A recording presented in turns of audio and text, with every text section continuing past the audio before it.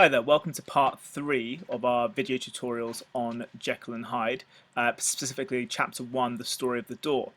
Last lesson we looked at the door itself and the description of the streets, and we talked about how in this allegory Stevenson is constantly using symbolism that usually has a double meaning and it links to the core theme of duality.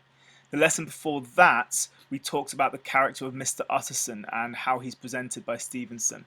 In today's lesson, we're actually going to hear the story of the door, and we're going to go through the significance of this story that Enfield tells Utterson as they're on their Sunday walk. We're going to be looking at the allegorical significance, we're going to be looking at some of the word choices from Stevenson and talking about the deeper meaning in relation to the subtext of the novel, which means the kind of hidden meaning, which I've talked about multiple times. This novel is an allegory. There's the surface meaning of the story, and then below the surface there's a deeper meaning. And there's lots of possible interpretations for what that meaning is. So we're going to be looking at the story of the door, hearing this very Gothic tale. And we looked in our build-up lessons on an introduction to the Gothic, and you should notice a lot of Gothic tropes, conventions, and features in this story, particularly in terms of the setting, but also in terms of our Gothic monster being finally introduced in the form of Mr. Edward Hyde. And we'll be talking a lot in this lesson and the next part about Hyde's face and Hyde as the Gothic monster in this tale. So let's just start again just by reminding ourselves of what happens in this chapter. So I'll put that summary up you're familiar with by now. Just give you some time to have a read through that, and then we'll go straight into Enfield's mysterious Gothic tale. See you shortly.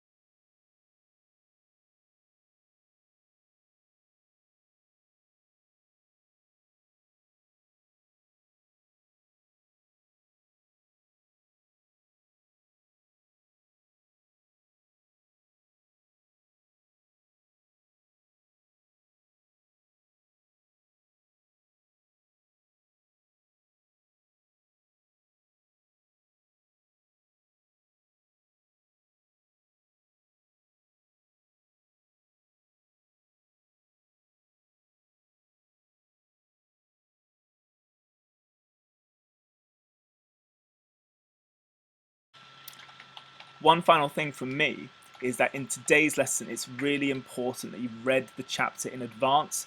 I don't want to read 3 or 4 pages on the video. It won't be very engaging. So it's really important you've read it in advance, and then we'll do the close reading together. This might end up being a video that's in maybe two more parts, because I want to go into quite a lot of detail in these lessons. So make sure you've read the chapter in advance, and if you haven't, now's your chance to pause the video, go away, read the chapter, and come back.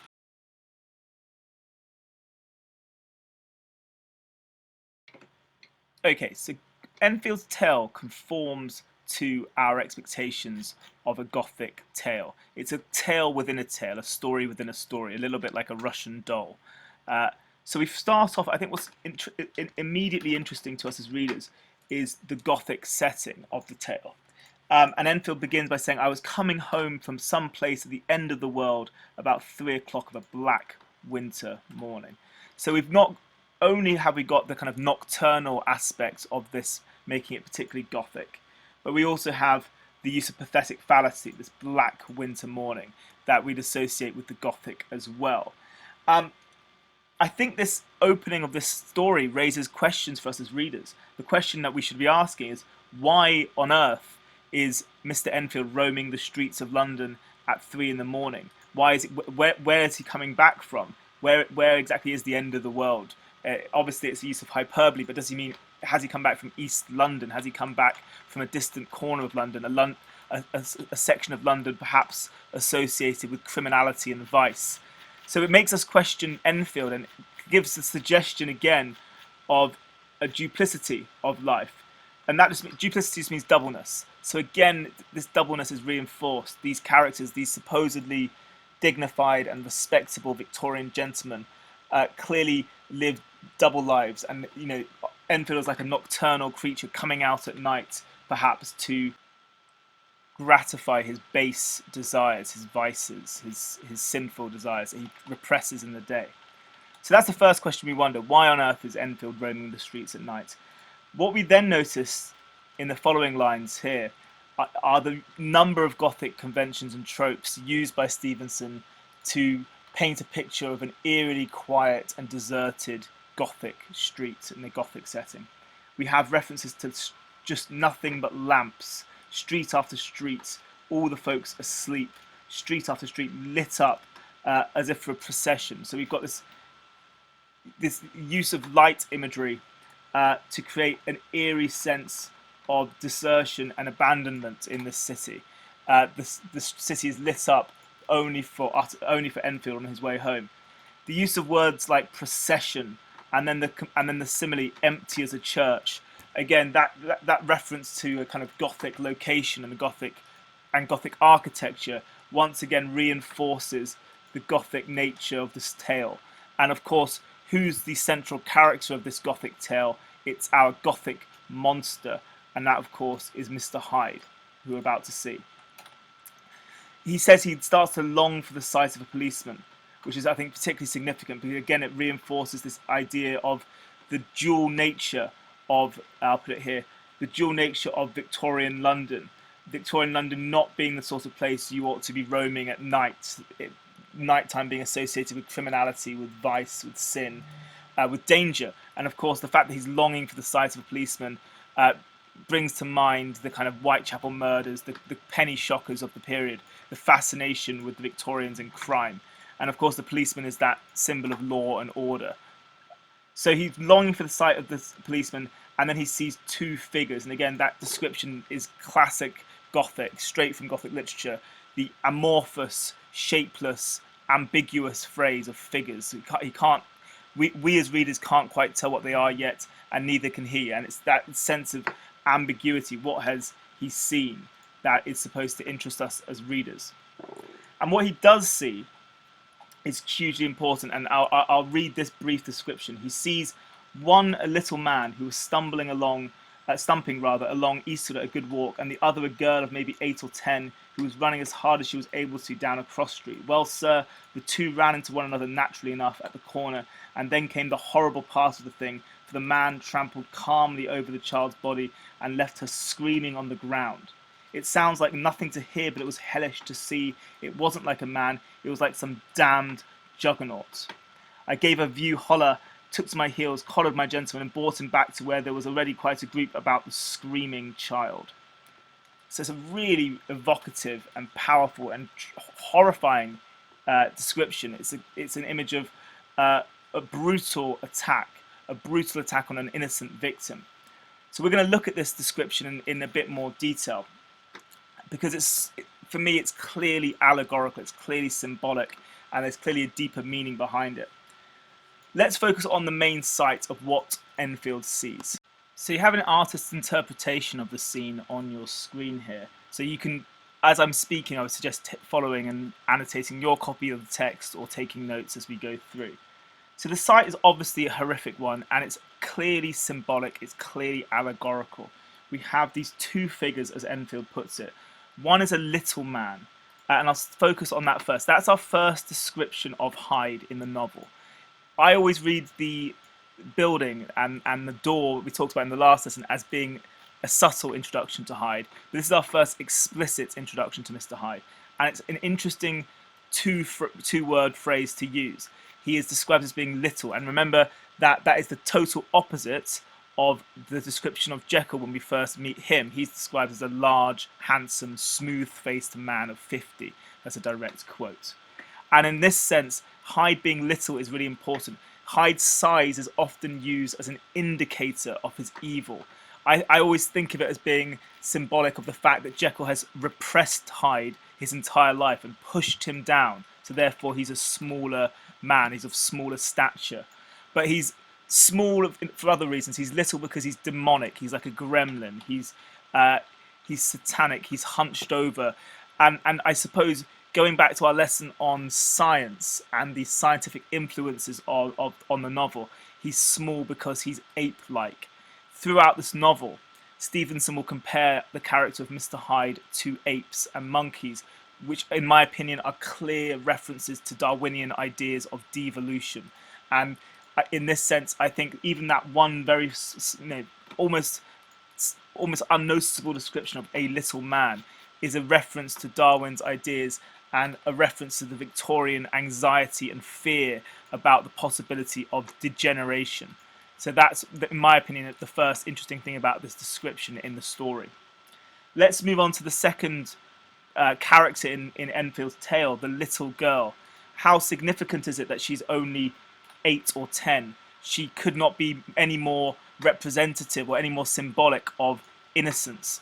And it's hugely important that Hyde's victims throughout the novel, whenever we do see Hyde commit an act of violence, they are typically on fragile and vulnerable people. The first is this girl, the little girl, who's 8 or 10. The second is Sir Danvers Carew, who's an MP, who's described as an aged gentleman, so quite an old man. And the last is a very small snippet of information we get in chapter 10 when he punches a woman in the face for absolutely no reason.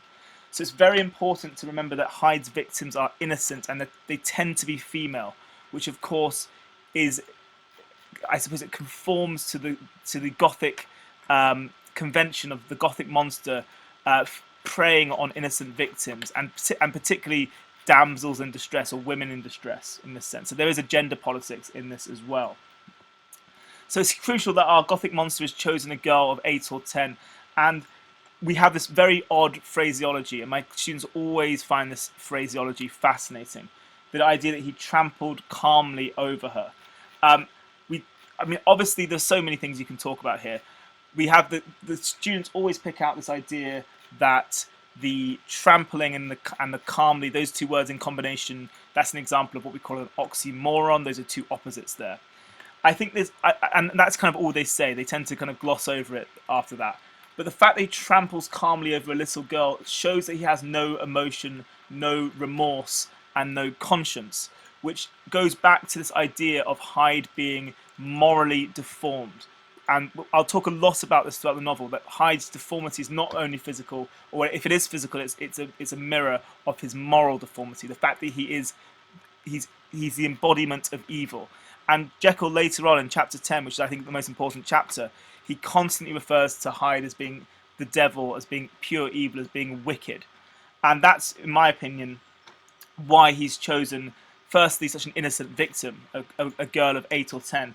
And secondly, the fact that he shows absolutely no morality in this act. He calmly tramples on her. A completely random act of violence. And we know later on that Jekyll confesses that Hyde enjoys these acts of random violence. It gives him pleasure. So my last point would be, remember the lesson we talked about in Freud. We talked about Freud's theory of the unconscious mind and how the mind is broken up into 3 different components. You have the id, the superego, and the ego. And the id represents those unconscious drives, that those base desires that need to be gratified. And surely there's no better illustration of the id theory in Jekyll and Hyde than this moment where he follows this impulse and this base desire of an act of random violence, and there's no ego or superego to tell him to do anything differently. Hyde represents our most selfish drives in that sense. Another reading of this, I think, allegorically is, I think you can read it as an allegory for rape, and particularly for paedophilia.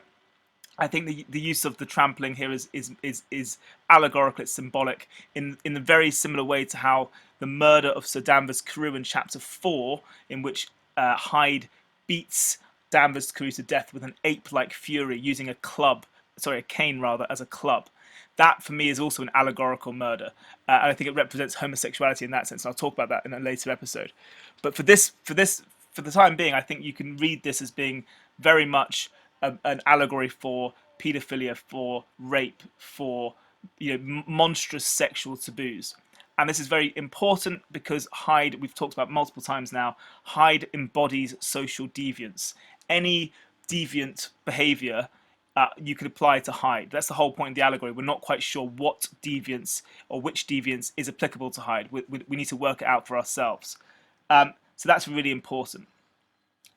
So we've talked about the fact that the girl is only 8 or 9, or it's 8 or 10 rather, the fact that the little man is described in such a way. We talked about the trampling calmly over one another. Lastly, we've got to talk about the Gothic imagery. So you have this horrible image of the child left screaming on the ground. And of course, it comes straight out of the Gothic literature, this image of an innocent victim screaming, this image of absolute terror. And Victorian London, in this sense, is the place and the site of terror. That leads me to remind you of the illusion that I think Stevenson is making throughout this novel. And I'll put a picture up on the screen to explain that. On your screens, you have a picture of King Minos's Labyrinth from Greek myth, and we all know the story of the Minotaur, the half-man, half-bull that lives in the center of the labyrinth and is eventually killed by Theseus.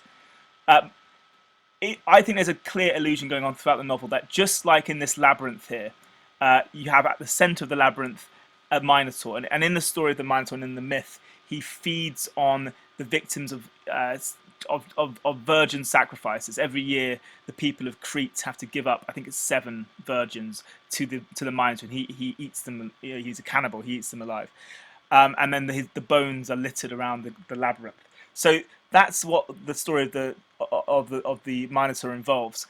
I think this is very similar to how we could describe Hyde being a Minotaur-like monster that roams the labyrinth of Victorian London, preying on innocent victims. And I think there's a very clear parallel that's worth exploring and worth making an interpretation about in this novel. Coming back to Enfield's description of the site, he describes it as being hellish to see, and you've got this imagery of, which is fairly obvious, of Hyde being the devil, and he compares Hyde to some damned juggernaut.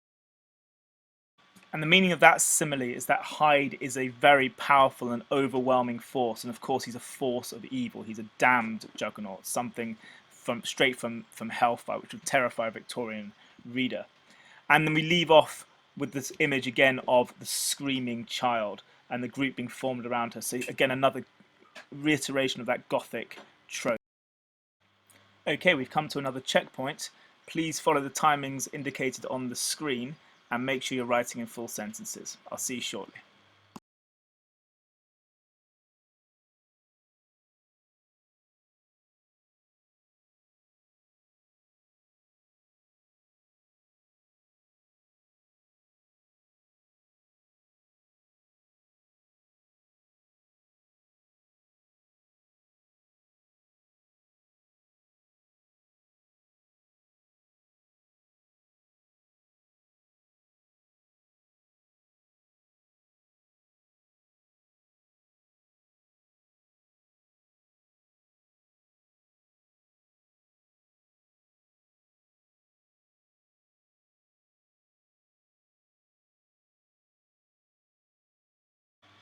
Welcome back. That brings us to the end of part 3 of our lessons on chapter 1, the story of the door. In the next chapter, we're going to be focusing exclusively really on our introduction to Mr. Hyde as he is confronted by the group who are here to help the child who's been left screaming in the streets. So we'll be looking at Stevenson's description of Hyde, and it's something that follows throughout the novel. Particularly his focusing on Hyde's face and his deformity. So that will be the focus of the next lesson. Stay safe and stay well, and I'll see you next time.